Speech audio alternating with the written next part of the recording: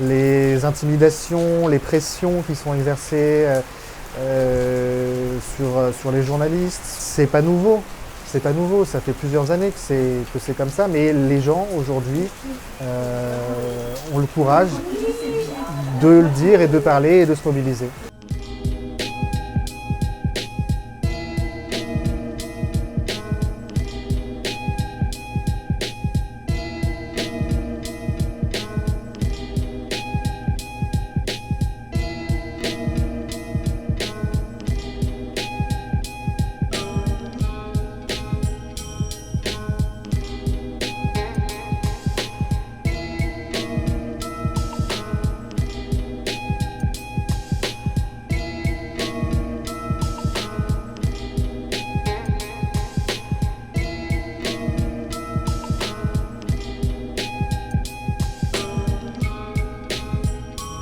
L'ambiance est un peu délétère, les gens se posent pas mal de questions, c'est pesant et ça devient de plus en plus difficile de travailler dans ces conditions. Ça fait des années qu'il y a une pression, qu'il y a plein de choses qui se passent au sein d'Europe 1. Là, je crois que c'était la petite goutte d'eau qui fait déborder le vase et les gens disent stop.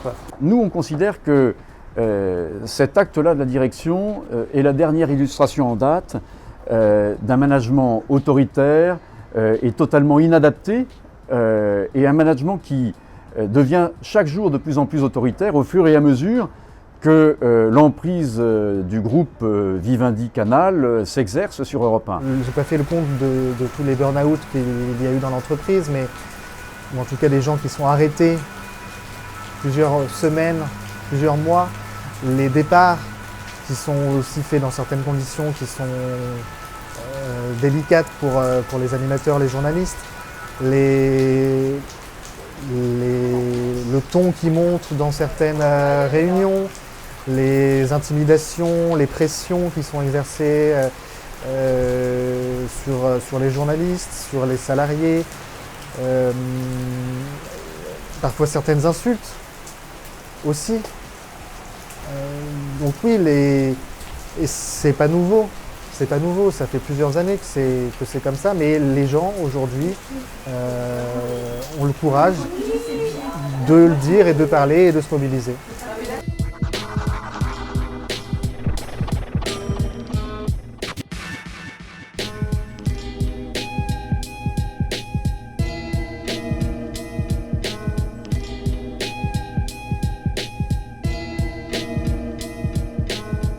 Cette interview d'Arnaud Lagardère qui dévoile une partie de la grille d'Europe 1 et qui montre que clairement Europe 1 est en train, le sort d'Europe 1 est en train de se dessiner au siège de Canal, ça ne passe absolument pas auprès des salariés de cette entreprise.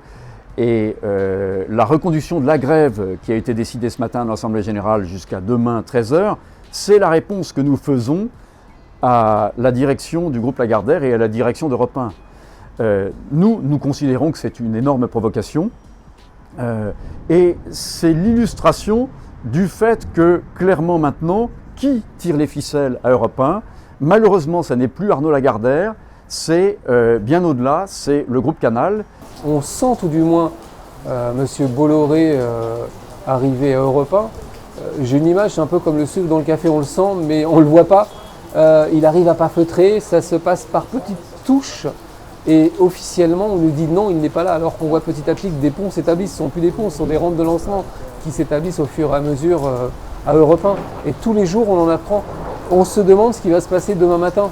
Donc le personnel est très inquiet parce qu'on nous garantit qu'il n'y a rien. Et finalement, on voit tout arriver au fur et à mesure. Et des noms sortent dans la presse. Vous voyez, il ne devait rien y avoir. Et aujourd'hui, on nous annonce qu'il va y avoir des émissions coproduite et co-réalisée avec CNews, alors qu'il y a quelques semaines, on nous disait totalement le contraire.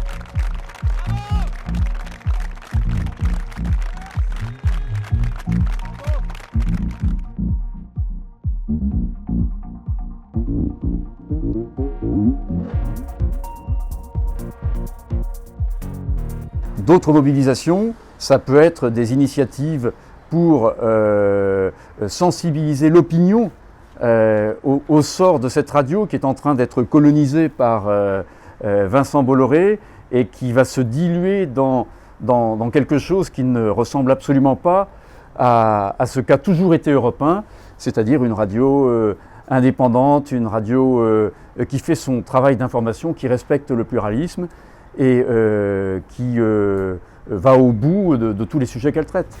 Des rassemblements, vraisemblablement, des motions, des rencontres diverses et variées.